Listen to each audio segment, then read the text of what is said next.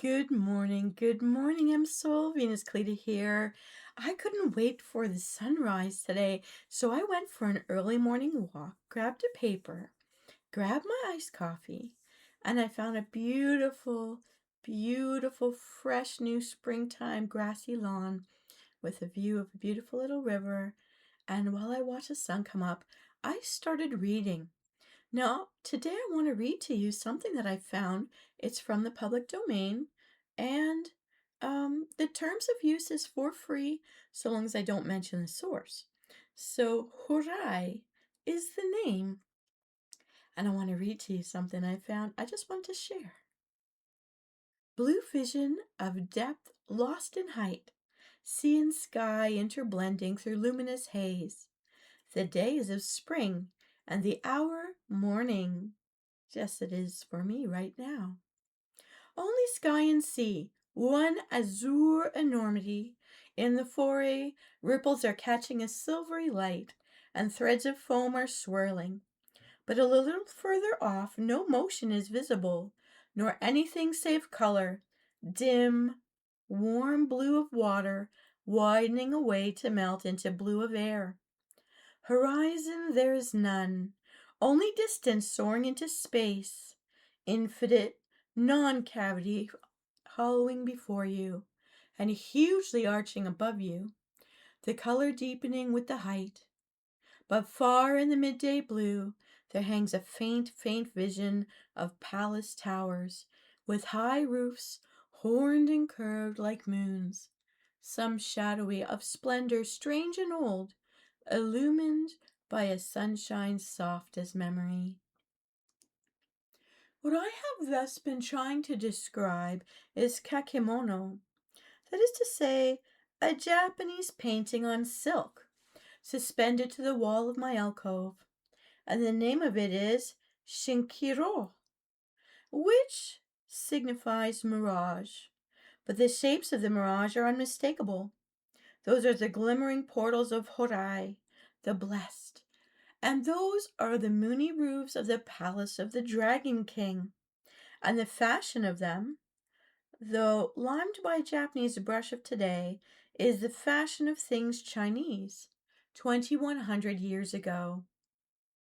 Thus much is told of the palace in the Chinese book of that time. In Horai there is neither death nor pain, and there is no winter.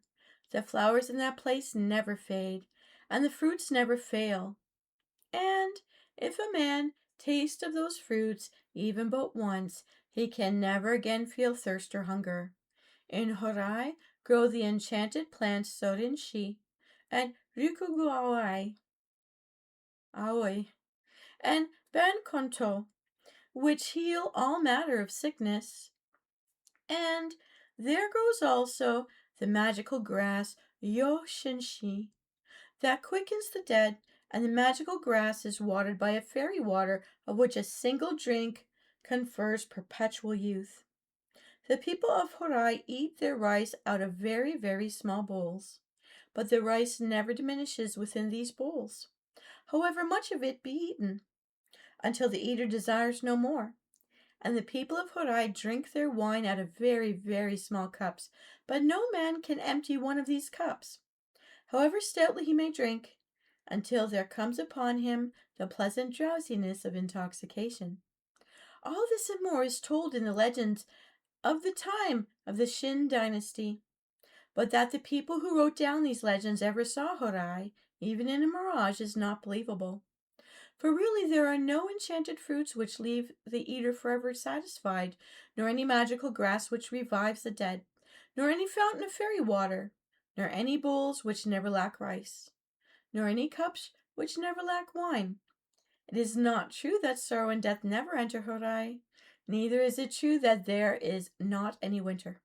The winter in Horai is cold, and winds bite to the bone, and the heaping of snow is monstrous on the roofs of the Dragon King. Nevertheless, there are wonderful things in Horai, and the most wonderful of all is that none been mentioned by any Chinese writer. I mean the atmosphere of Horai.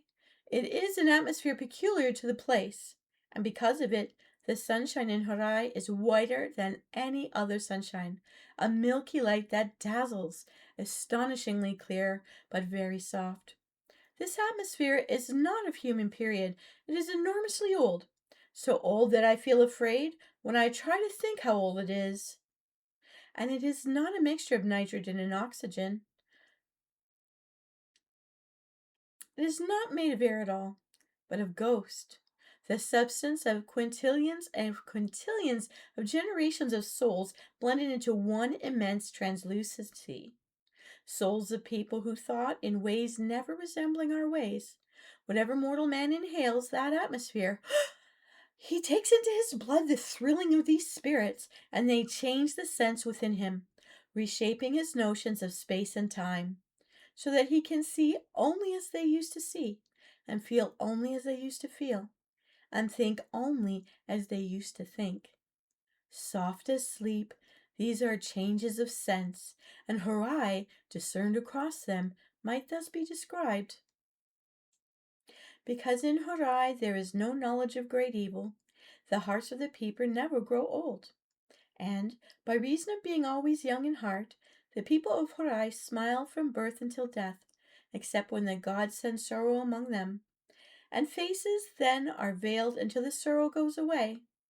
All folk in Horai love and trust each other, as if all were members of a single household. And the speech of the women is like bird song, because the hearts of them are light as the souls of birds.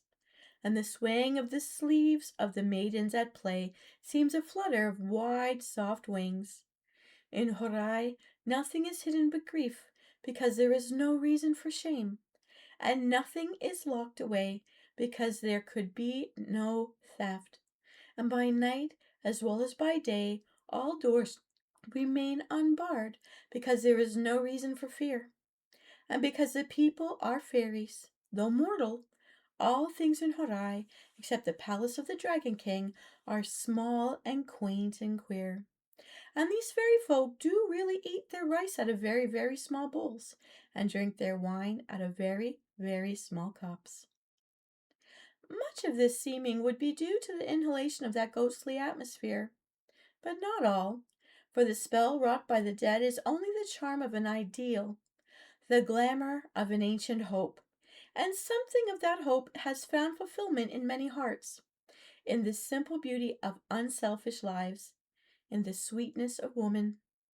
Evil winds from the west are blowing over Horai, and the magical atmosphere, alas, is shrinking away before them, and lingers now in patches only, and bands, like those long bright bands of cloud that train across the landscape of Japanese painters. Under these shreds of the elfish vapor you still can find Horai, but not everywhere. Remember that Horai is also called Shinkiro, which signifies mirage, the vision of the intangible, and the vision is fading, never again to appear save in pictures and poems and dreams. Be well, Msoul. May the thoughts of Horai be with you today. Let me know in the comments how this may have impacted you as you walk around in your day. Have a wonderful day out there, Msoul. And I'll see you next time. I'm Venus Callida. Bye.